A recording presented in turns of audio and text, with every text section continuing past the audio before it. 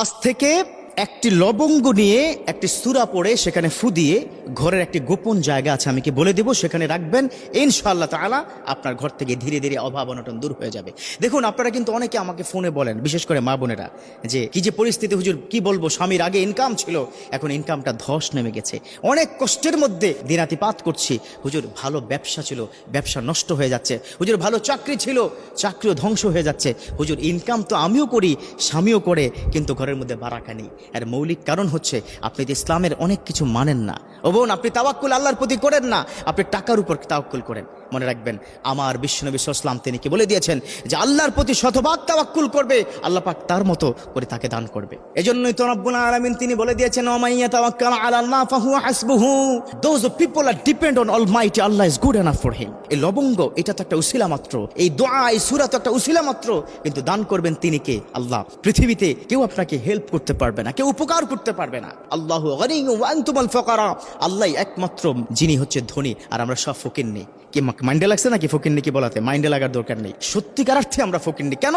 একজন ফকিন্নির কাজ কি বলুন তো? রাস্তার মোড়ে মোড়ে দাঁড়িয়ে অথবা বাসের মধ্যে উঠে আপনার কাছে চায়, আপনি দেন না, আরেকজনের কাছে চায়, সে দেয় না, আরেকজনের কাছে চায়, তার কাজে হচ্ছে চাওয়া, ঠিক কিনা? অতএব আমরা তো আল্লাহর কাছে কথায় কথায় চাই, তাহলে আমরা কি সবচেয়ে থেকে বড় ফকির না? ও, এবার বুঝতে পেরেছেন তাই না? আমরা ফকির, আল্লাহ পাক দান করবে, কখন দান করবে, কিভাবে দান করবে, আপনি কল্পনাও করতে পারবেন না। হাদিসের বর্ণনা, হযরত আলী রাদিয়াল্লাহু তাআলা আনহুর কাছে একজন মহিলা এসে বললেন, ও আলী, ও খলিফাতুল মুসলিমিন, আমি অনেক ইনকাম করি, আমার ঘরে ভালো আয় ইনকাম, কিন্তু ঘরের মধ্যে কোনো বারাকা নাই, অভাব দূর হচ্ছে না, অভাব দূর হয় না। আজকে দুটো কারণ বলে দেব অভাব কেন দূর হয় না, শুনতে চান তো সবাই? এক নম্বর হচ্ছে, আপনি যে ইনকামটা করেন সেই ইনকামের ক্ষেত্রে শুকরিয়া জ্ঞাপন করেন না। এক নম্বর কি? শুকরিয়া জ্ঞাপন করেন না, যার কারণে অভাব দূর হয় না। হযরত মুসা আলাইহিস সালাম যখন আল্লাহর সাথে কথা বলতে গিয়েছেন, কথা বলতে যাওয়ার সময় একজন মানুষ তাকে বললেন, আ মুসা, তুমি তো আল্লাহর সাথে কথা বলতে যাও, একটু বলে দাও আমার প্রচুর পরিমাণে সম্পদ, এই সম্পদ কিভাবে কমানো যায়। রব্বুল আলামিন মুসাকে বললেন, ও মুসা, তুমি তাকে বলে দাও সেজন্য নাশুকরিয়া করে।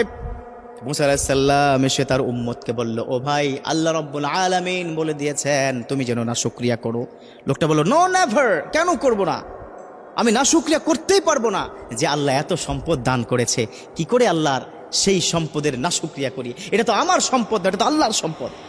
হযরত মুসা পরের বার যখন কথা বলতে গেলেন, বললেন, ও মুসা, কি অবস্থা লোকটার? বলল, ও রব্বুল আলামিন, লোকটা এখন আমাকে নতুন অভিযোগ দেওয়া শুরু করলো।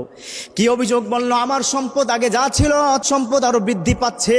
আল্লাহু আকবার। তখন আল্লাহ পাক মুসাকে বললেন, ও মুসা, মূলত কারণ কি জানো? মূল কারণ হচ্ছে সে যে শুকরিয়া